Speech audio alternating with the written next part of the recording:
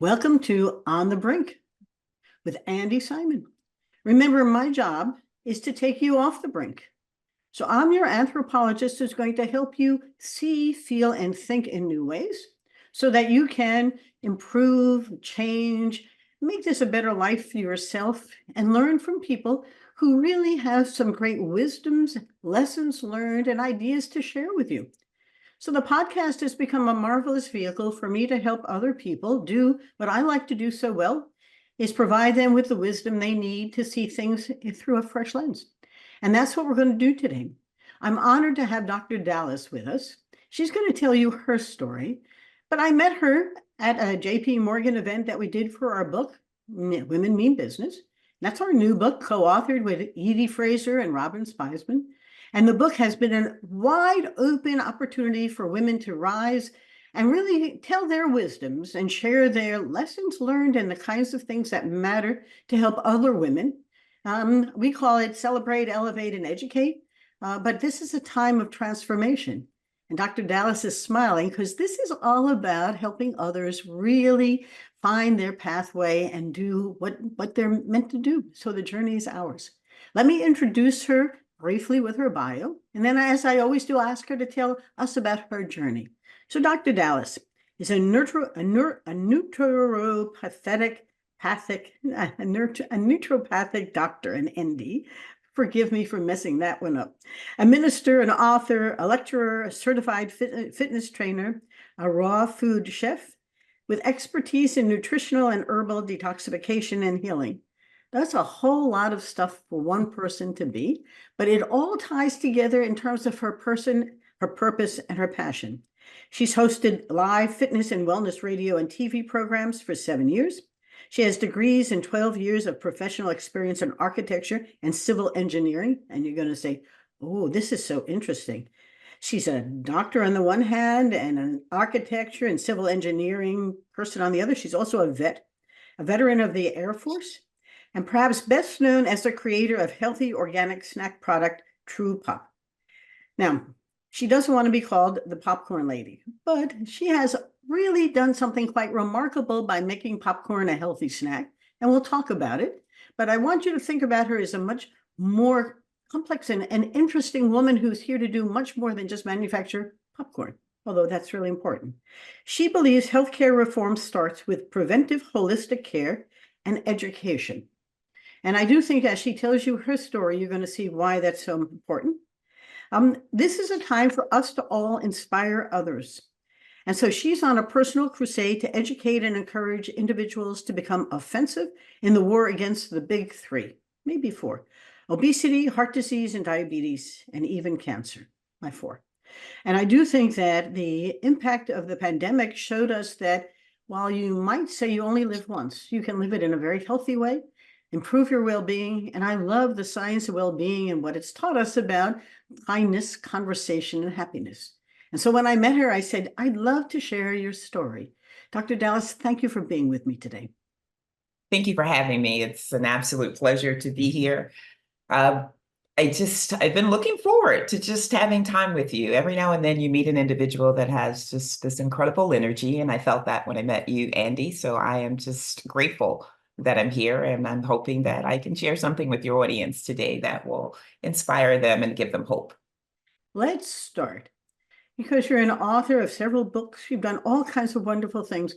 Who is Dr. Dallas? Let's share your journey, because what it does is open other people's minds and their stories to what can become them. Please, who are you? What have you had? Well, I am all of those things that you talked about, and the simple girl that makes sure that she gets out on the morning trail for 4 miles every morning. And I really believe that that is my daily off the brink piece that brings me more joy than anything else. And that's when I am just in communion with the birds and God's handiwork. And it takes me to an entirely different place. And that feeling that I get, I want other people to experience that. And is that going to happen after they just go on a walk? No, there are a lot of other little pieces that have to go into the development of being able to get the joy, the hope, and the inspiration from looking at a bird and flowing water. And so today I'm happy to be here, but I often tell people that as a minister, I say that our purpose in life is to get people to come in here and go and tell. And so for me to just communicate with your audience would be just to be like a reservoir. But I like to be considered the river. So I want you to take in a manner that you can allow it to flow into the lives of others. So everything that I'm about to say that has been a part of my journey, I believe inevitably is to be a part of everybody's journey. And that is to follow your passion. That is to live life in a manner. My ethos in life is to make a difference in the lives of others. I don't feel comfortable if I go to bed at night and I haven't had an impact on someone else's life. And the other piece to that, that's very important because a lot of times, lucky me in business, I have a tangible product, but you may not be able to see the results that you make in the lives of others. So it's so important to be true to yourself and to live in a way that your light shines. And so it could be a person that's way off in the darkness and that glow is there and it's going to manifest and it's going to make a difference in their life. So with me, it started out just trying to figure out what I wanted to do in life. You ask people, are you doing what you dreamed that you would be doing when you were a child? When you were a child, what did you want to be? When I was a child, 9 years old, 10 years old, I am a native Washingtonian. I wanted to redesign the White House. Does that? Who thinks of that when they're 10 years old? It's the child that when your parents put you in the backyard with your other 4 siblings and they're off chasing people playing hide and seek. And I'm like, what is the point in that? I'm going to be hiding somewhere for 30 minutes and you may or may not find me. I don't think so. I'm going to go in the other side of the backyard. I'm going to paint a rock or I'm going to do something that makes me feel like this is more important. This is the mind of a 10-year-old. So when you read all of those things in my bio, it has a lot to do with the way God created me. And so I'm moving through life and I decided in order to redesign the White House, I've got to be an architect. I go to school for architecture and I get out and we can design these incredible buildings, but we're clueless as to how they stand up. And so I, the 10-year-old child that didn't want to play games, go back to school to get a degree in civil engineering so that I can understand the structural aspects of how this building stands up.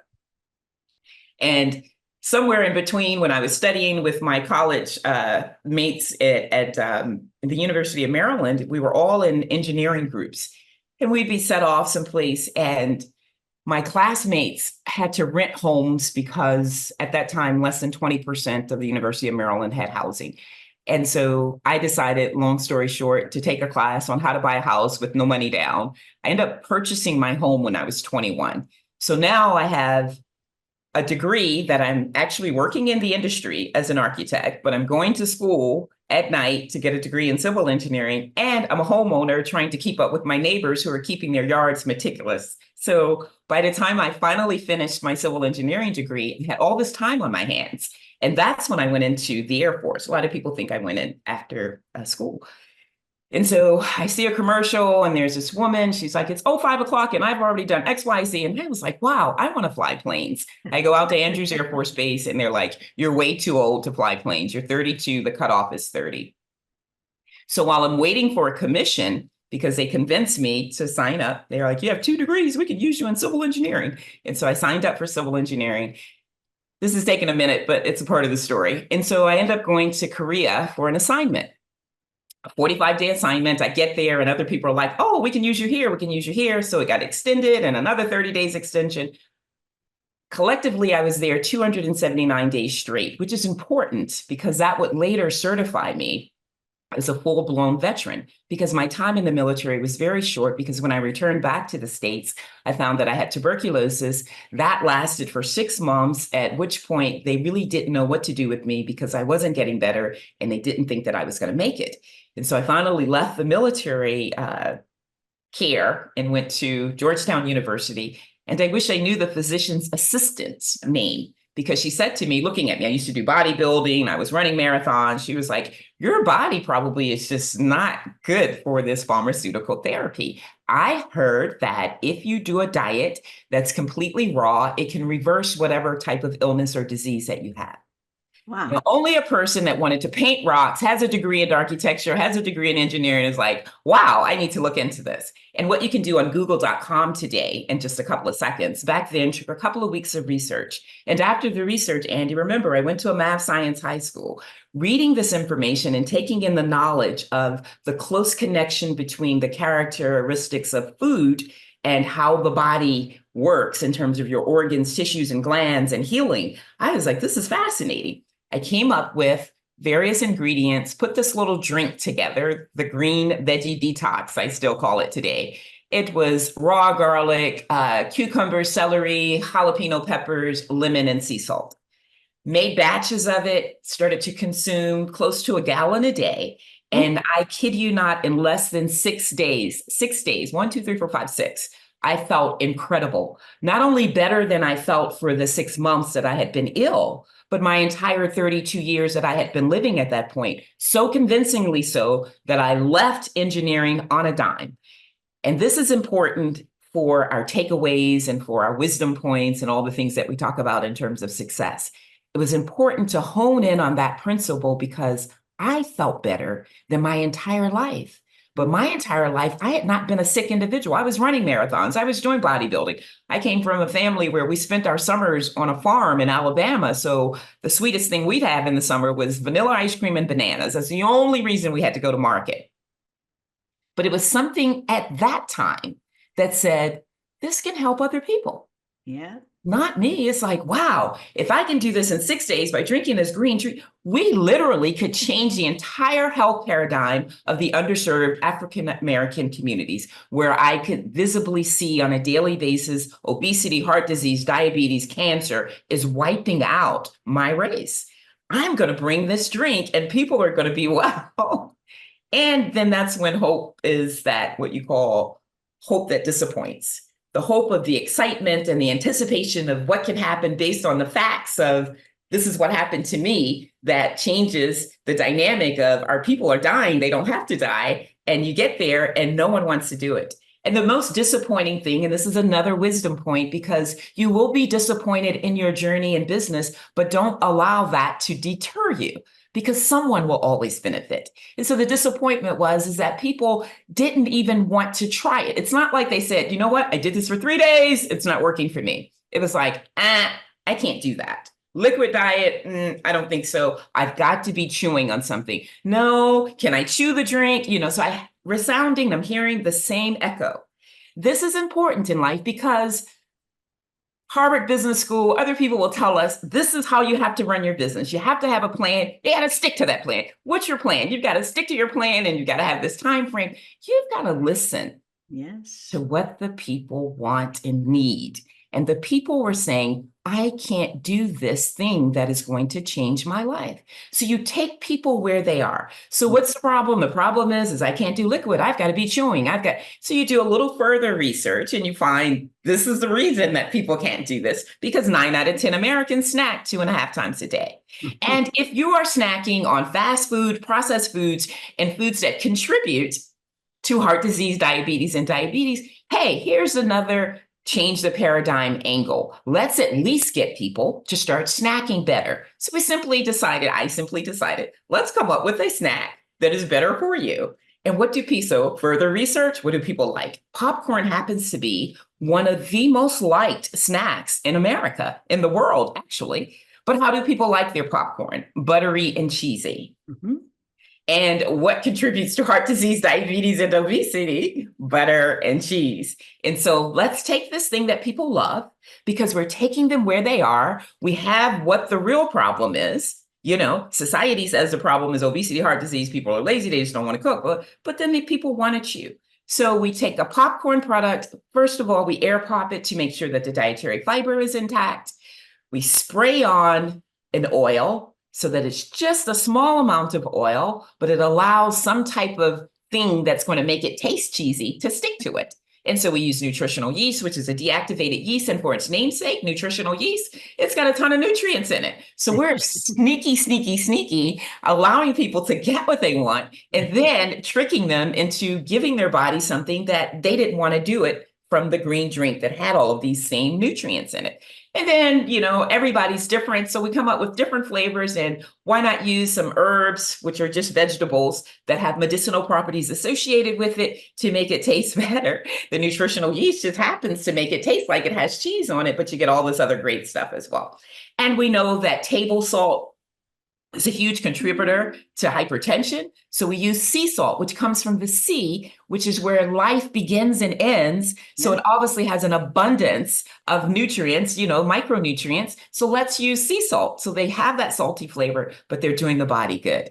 And who would have ever thunk it, with a U, thunk it, that within 6 months of popping in my kitchen, in my garage, and in my basement, that 40 Whole Food stores would be carrying our popcorn in Ziploc bags. Here's another wisdom point. You may not be or have the financial resources to make things look the way they're supposed to look, but you've got to love Gen X because they're usually not concerned with the appearance. It's the content. And I had something in that Ziploc bag with a print label off of a LaserJet inkjet printer that people loved.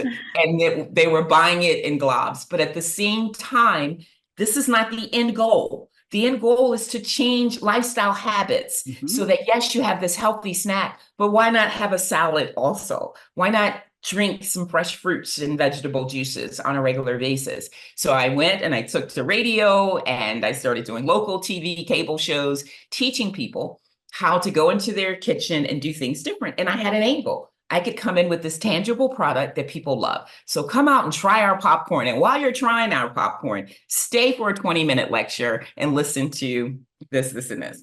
And at the end of the lectures, people would have so many questions, and they were the same repetitive questions. 90% of the questions were the same. So let's just put this little booklet together that answers these questions so that I don't have to continuously, and we can sell them. $15 for a book. I ordered 10,000 books. We sold 1,000 the first day. It ended up being $1 per book. At $15, there's my whole entire cost for the 10,000 books. And wisdom point number 3, follow the passion, continue to have a purpose, a real purpose, not a purpose just to make financial gains, but a purpose to, 1, change people's lives, allow them to have an easy resource to be able to have a practical manner in which to change things. And the doors will open, the revenue will come, and you won't even feel like you're working. I was working 40, 60 hours a week, and it felt like fun because people were coming to me saying, I let my grandmother try this and she's feeling better. What gives you more gratification? Not selling millions of bags of popcorns, but making a difference in millions of people's lives.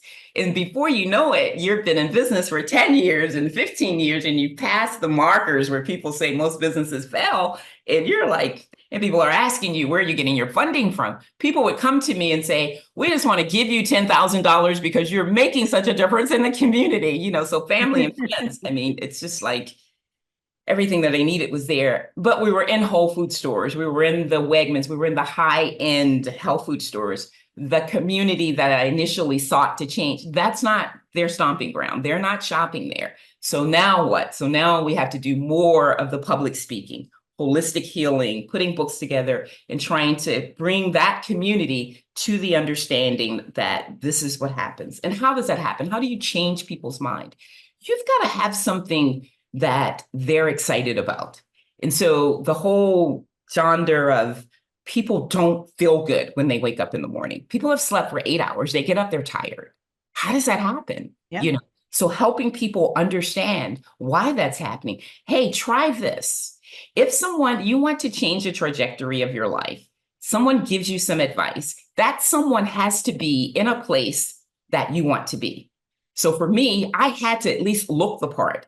So for me to work out, so I get a group of women and, meet me in the park at 5 o'clock in the morning. I'm going to take you through these exercises 5 days a week for 60 minutes, no talking. This is a boot camp. And you're forcing people to focus internally. Can I do that extra jumping jack? Can I get up to the top of that hill? And once they've achieved that, when a woman does her first set of 10 push-ups unassisted, she wants to start her own company. She wants to leave an abusive relationship. So these are all the other success points that I was having an opportunity to experience. So when people talk about how's your journey been in business, What journey. This has been just a fun time, and seeing the difference and really changing people's lives where you can literally help them live another 5 or 10 years. You can take the quality of what they're doing. And the most beautiful thing, I think, Andi, is that when people take on your character or your energy, where they begin to live to make a difference in other people's lives. And so that's the real journey. We made millions in the popcorn, but I wasn't smart enough to figure out how to do the distribution network where I could hire the capacity individuals that needed a six-figure income, where I could literally take my hands off of it and focus on the things that I really wanted to focus on. I did begin being the chaplain at a very affluent nursing home in Washington, D.C., where I met some incredible Orthodox Catholics, and I am a true Baptist. And it made such a difference. These are in the lives of people that literally are leaving this earth and moving on to transition from life to eternity. And to be a part of that transition is undescribable. That's not business, that's just life meaningful in and of itself. And so that 13-year experience where I had the opportunity to bury some 150 people, most of them did not look like me because they came from silver spoons and just incredible centenarians. It was at a nursing home that I called the Ritz-Carlton Country Club. It looked nothing like a nursing home. This is where really, really rich people went to die. And I went there one day to speak to the staff on how they could improve the quality of these people's lives. While I was there, the person had introduced me. He was like, "Oh, Dr. Dallas is also an ordained minister." And the guy comes to me and he's like, "We don't have any gospel services." What's a gospel service? That's a service where we can't get the Black people to come down. And so, can you come out one Sunday? I came out one Sunday, and the next thing I knew, I had been there 54 Sundays in a row. And that went on for 13 years.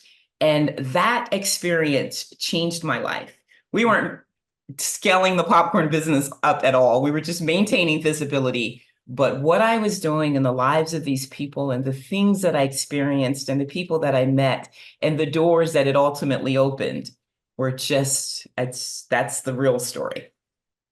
So I've probably taken up all of our time. I don't know if people understand how I got to where I am. And now I'm at a position where I'm entertaining Pepsi-Cola possibly buying us for millions and millions and millions. And that wisdom point is the most significant point. And that is when you wake up in the morning and it's not about you, but it's about making a difference in the lives of others, God will take you and place you where you need to be. Mm-hmm.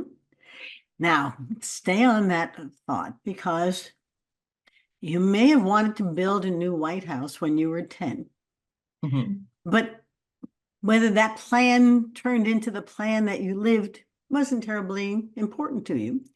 You have a wonderful life experience of showing up.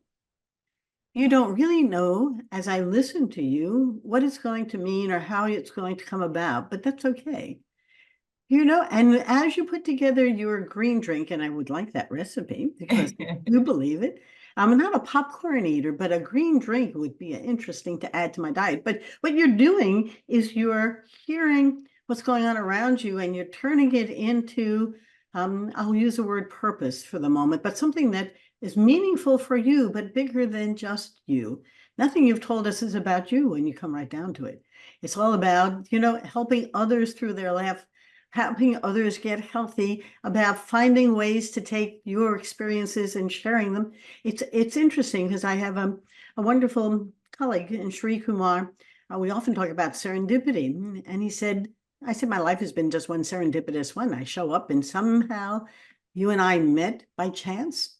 And here you are on my podcast and I'm listening and I'm inspired. I hope my listeners can really understand that Dr. Dallas isn't here telling them about Dr. Dallas. She's telling them about themselves and how to, and I say these words carefully, see what's happening, feel it, and then think about what they can do to transform it in some fashion.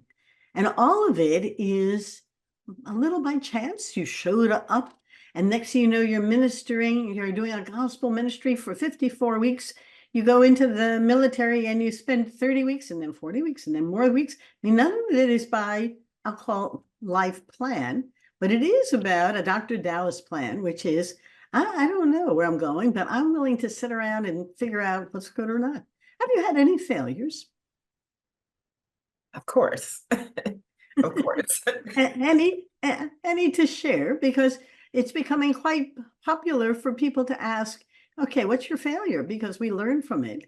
And it gives us some humility at the same time. But if you'd rather not, we can not do it. Well, interesting enough, I always tell people that, especially from a Christian standpoint, failures are things that we experience so that we can share that experience with others that ultimately will have that type of failure.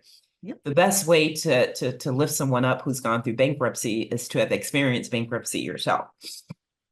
For me here recently, so the popcorn was this thing that's there, and unlike, excuse me, unlike selling my books, you have this residual income. But to make more money in the popcorn, you've always got to pay the manufacturer. I had my own manufacturing company for 8 years. I don't know if I mentioned that. We were selling globs of popcorn, and the best way to do it was to get into an actual building.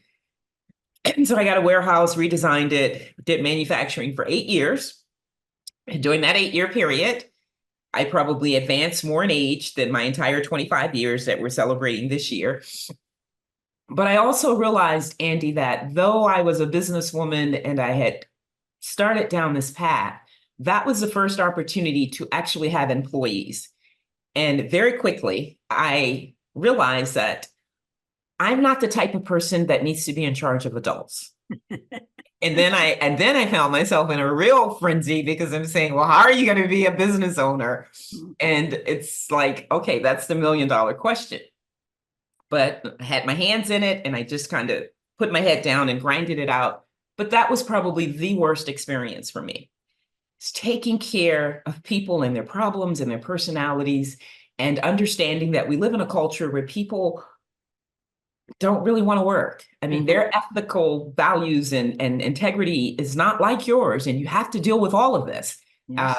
Or else you're going to be there popping popcorn by yourself in the middle of the night. Experience that.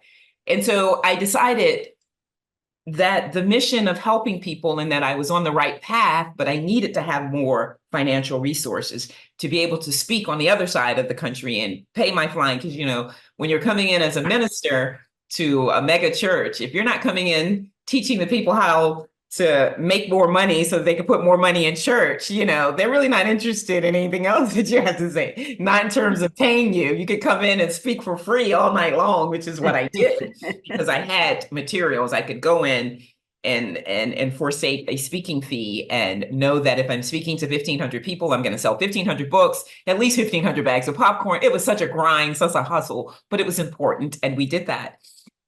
But I needed to get to a position where I honestly wanted True Pop Popcorn to be a household name.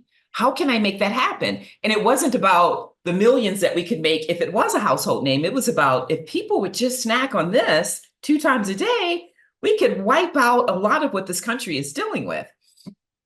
And so, since I had been in distribution somewhat, I decided to look into how could we get the popcorn bags at the United States Department of Agriculture, where there are 10,000 employees that go through the cafeteria every day. They would love this popcorn. We could be selling 10,000 bags of popcorn. And so that's when people started saying, well, you've got to get certified. You are a woman, a veteran, a female, yes, and get all kinds of certifications and get the government contracts. And that's what I did. It was an arduous process initially just to get certified with the Department of Transportation.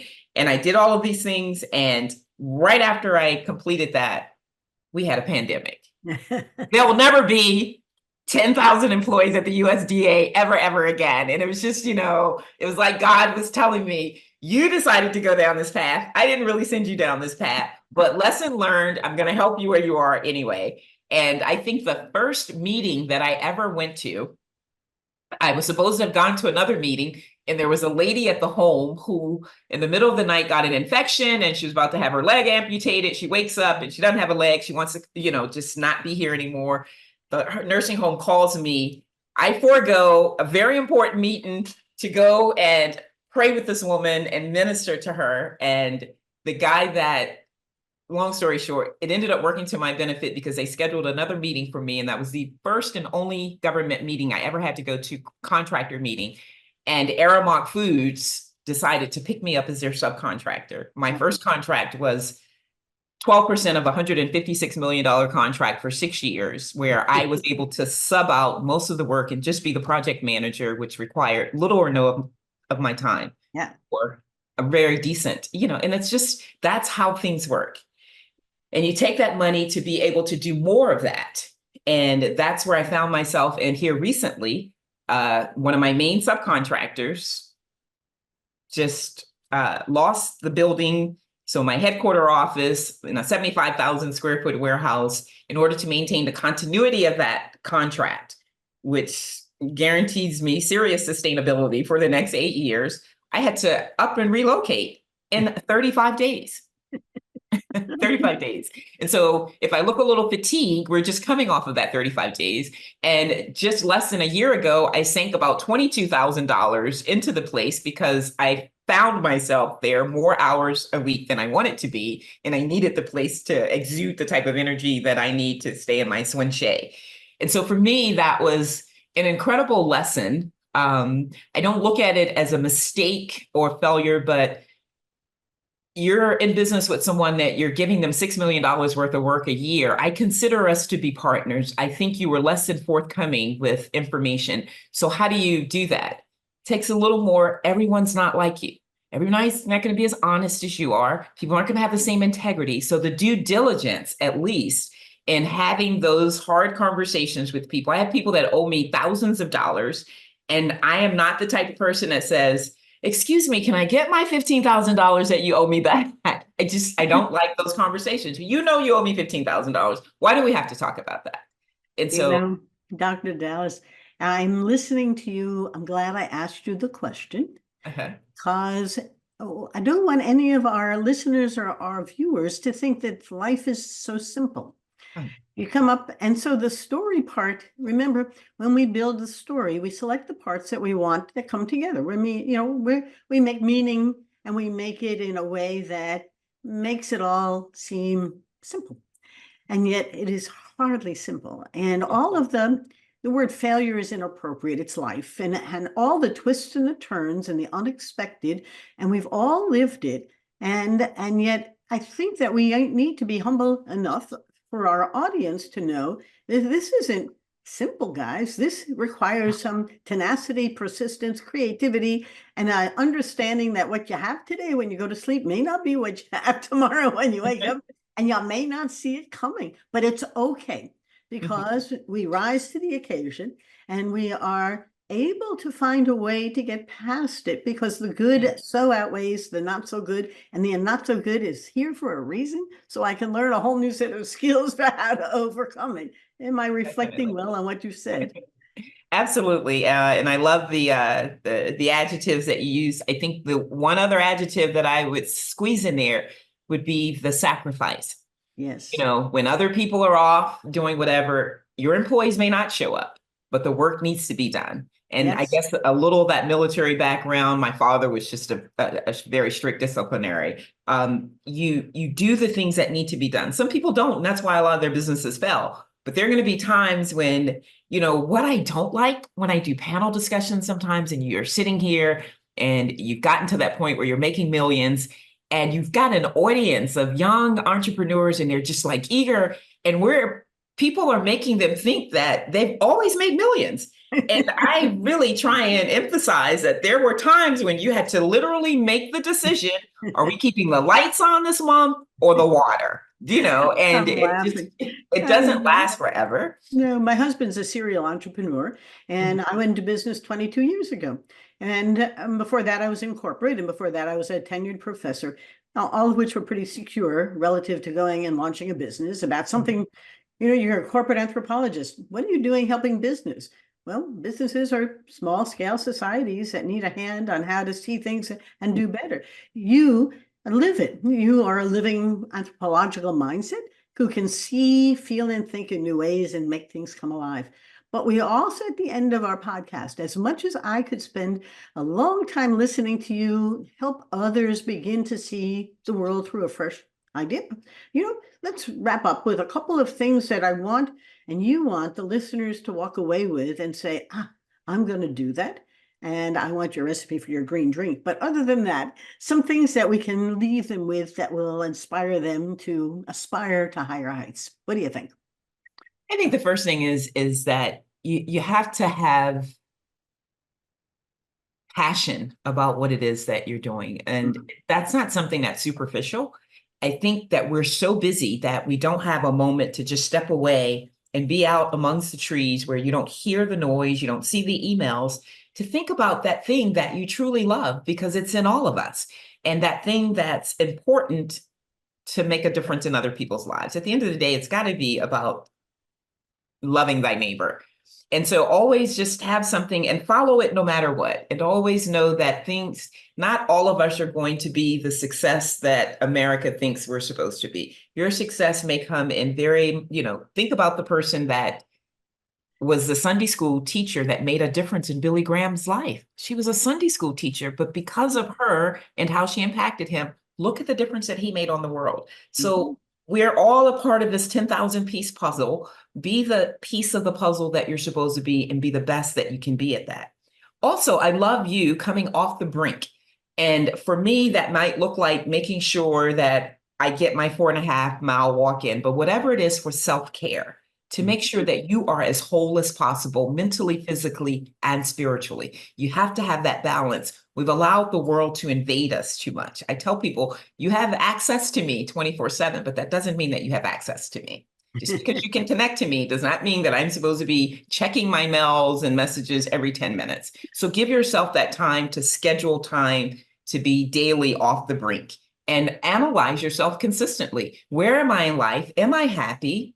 Am I making an impact on other people's lives? What are people going to say at my funeral? Yes. Are they going to be moved that this person is no longer here? Or are they just going to be looking forward to going downstairs, having a piece of chicken every day? So those are the things that I would say. But sacrificial, be willing to do for others and let it be sacrificial, I do think, though, that your life story has offered those folks who come to our podcast an opportunity to reflect on their own life's journey. And so I'll add a few of my wisdoms into your wisdoms, because, the science of well-being has taught us that acts of kindness improve our sense of well-being. And Dr. Dallas is kindly sharing with you the ups and the downs of life, of growing, and how to really show up and listen, because that is really an important thing for you to think about. It's really, how do I show up? The second thing is listen to hear what someone is saying. I find that the podcast is a very interesting medium, because it's really hard for me, who likes to be a lecturer and a teacher, to listen hard to what Dr. Dallas is saying, or another interview guest, because I really want them to be on the stage showing what they want to have. I think that the quote, "If you can't see it, you can't be it," is so powerful, because here's the opportunity for me to be able to show you what other people have done. And I want you to begin to think about what Dr. Dallas, and try her popcorn, but also try her life, which is about finding ways to help others live healthy again. So between her popcorn, her green drink, and just her joy, it's truly been a joy. Let me wrap up, my friends. Thank you for coming. As always, On the Brink with Andi Simon is here to get you off the brink. And my job is to help you see, feel, and think in new ways, and take your observations and turn them into innovations. My books are all available on Amazon. On the Brink is there. Rethink, Smashing the Myths of Women in Business, and the new book, Women Mean Business, co-authored with Edie Frazier and Robin Spiesman, are all there for you to discover our wisdom, ready to help you see, feel, and think in new ways. And I'm always in awe of the emails you send us at info@andisimon.com, where you can tell us about what you've discovered and some insights that you have. Dr. Dallas, any last thought? How can they reach you if they'd like to find you? lifebydallas.com is our website, and you may email me directly, dallas@lifebydallas.com. We do have, celebrating 25 years this year, a Wellness on Purpose kit to get you started with all the basics that you need to get a copy of both of our books, as well as my ebook, which is my most proud possession. It will walk you through the steps. It has 5 or 6 videos that are there to help you transition to make more healthy lifestyle choices. And of course, you would get a package of our popcorn and one of our True Pop t-shirts. And that's $99, and that's available at our website as well. Good. I have a hunch you're going to have a lot of folks come to visit you to get the t-shirt and the popcorn, because I think they're both equally important. So goodbye, everyone. Have a wonderful day. And please, be kind. It's a good time for us to emphasize the kindness and talk to people and enjoy them. Bye-bye now. Thanks again, Dr. Dallas, for joining me today. Thank you for having me.